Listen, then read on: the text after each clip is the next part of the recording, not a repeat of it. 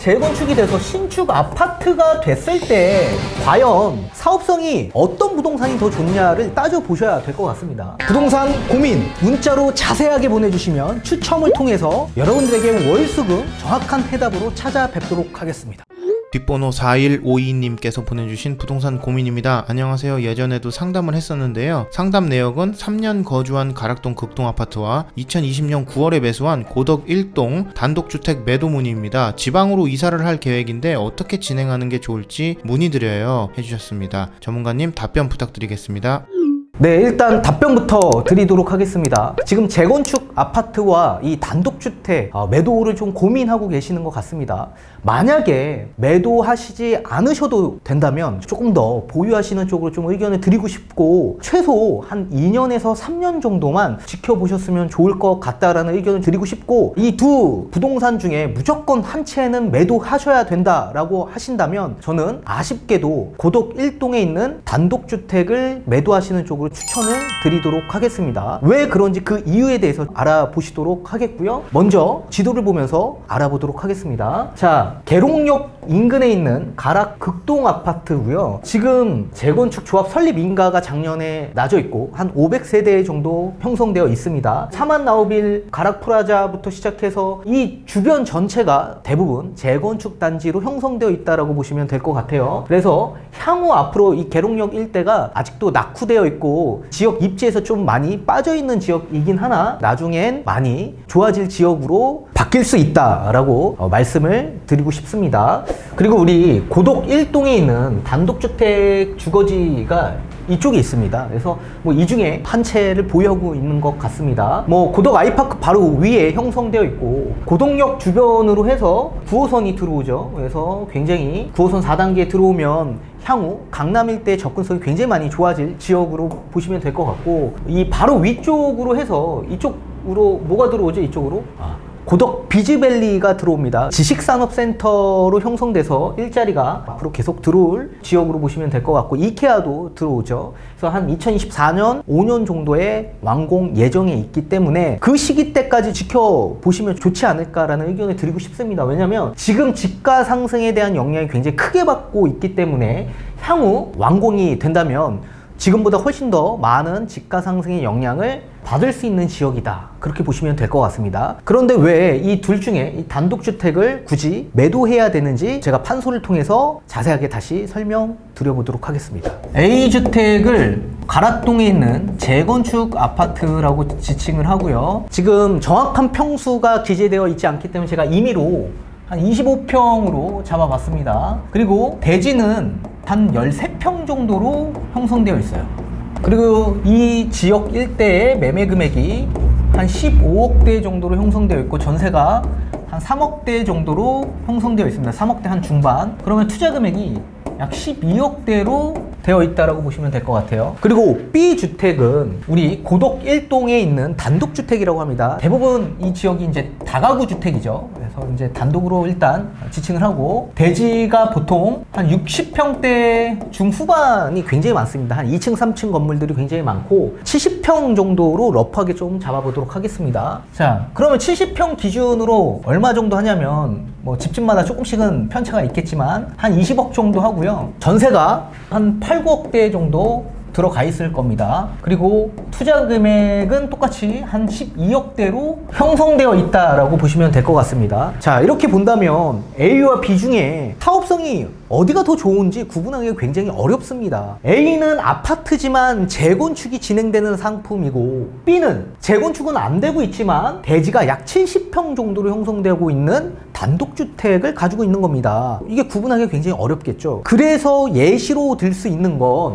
만약에 두 상품 다 재건축이 돼서 신축 아파트가 됐을 때 과연 사업성이 어떤 부동산이 더 좋냐를 따져보셔야 될 것 같습니다. 만약에 신축 아파트로 된다면 가락극동 같은 경우에는 워낙 사업성이 좋게 형성되어 있는 아파트입니다. 그런데 25평 기준에서 분양 신청한다면 25평 분양을 신청할 수 있을 것 같고요. 여기에 아쉽게도 분담금이 조금 발생할 가능성이 좀 높아 보입니다. 이보다 조금 더 높은 30평 기준으로 매수를 하신다면 아마도 분담금 없이 25평 바로 신청 가능하시고요. 만약에 42평을 매수하셨다면 35평은 분담금 없이 받을 가능성이 매우 높아 보입니다. 자, 이 반면에 만약에 B 단독주택이 재건축이 돼서 신축 아파트로 된다면 사업성이 얼마나 좋을까요? 여기는 1+1이 가능할 겁니다. 25평 플러스 45평까지 신청을 할 가능성이 매우 높아 보입니다. 이 종전 자산가액도 굉장히 높게 형성될 가능성이 매우 높아요. 감정가가 높고 대지가 크기 때문에, 그리고 지금 전용 면적률도 워낙 크기 때문에 충분히 가능하다라고 보고 있습니다. 따라서 이렇게만 본다면 당연히 B 부동산이 훨씬 더 사업성이 좋아 보이겠네요. 자, 그렇기 때문에 첫 번째, 둘 다 재건축이 된다면 당연히 B를 보유해야지 유리합니다. 이해되시죠? 자, 근데 두 번째, 이 둘 중에 무조건 한 채는 무조건 매도해야 된다라고 한다면 투자 목적으로 봤을 때 A와 B 이 둘 중에 어디가 더 좋아 보이냐라고 본다면 저는 A가 더 좋다라고 보는 겁니다. 자, 우리가 2016년도에 A 같은 경우에 그 당시 매매 금액이 5억대였습니다. 5억대. 근데 5년 만에 얘가 얼마 올랐냐면 15억이 됐어요. 그러면 약 300%의 상승률이 발생이 됐죠. 이 반면에 B 우리 단독주택 같은 경우에는 2016년도에요. 그 당시 실거래가를 제가 확인해 보니까 약 10억 정도 했습니다. 이게 지금 5년 만에 얼마나 올랐냐면 20억이 올랐어요. 약 200%의 수익률이 발생이 된 겁니다. 그럼 만약에 내가 5년 전에 매수를 하셨다면 당연히 A가 투자 금액이 좀 더 적게 들어갈 가능성이 매우 높았겠죠? 그러면 따라서 A의 수익률이 훨씬 더 높았을 겁니다. 그리고 지금 기준에서 내가 만약에 매도를 한다면 누군가 또 내 물건을 매수를 해줘야 되겠죠? 그럼 매수하는 입장에서 봤을 때, 자, 평당가를 계산해보면 13평 대지에 매매 금액이 15억인 겁니다. 그러면 평당가가 얼마 하냐면 약 1억 1천 정도 합니다. 자, 이 반면에 B주택 같은 경우에는 평당가가 얼마 하냐면 얘는 대지 70평에 매매 금액 20억이니까 평당가가 약 3천만 원 하는 겁니다. 그럼 당연히 평당가 기준으로 본다면 A는 고평가된 거죠. 그리고 B는 저평가된 겁니다. 다만 여기서 중요한 건 고평가됐다라고 해서 무조건 좋지 않은 거냐? 그건 아닙니다. 고평가가 됐다라는 얘기는 결국엔 수요가 많다라는 얘기입니다. 이렇게 수요가 많은 이유는 뭡니까? 결국에 집값의 상승률은 이런 대지가 큰 단독주택보다는 신축 아파트가 될 소지가 있는 재건축의 가격 상승률이 훨씬 더 높기 때문에 수요가 이쪽을 다 몰리고 있다라는 얘기입니다. 따라서 황금성이 훨씬 더 좋겠네요, A가.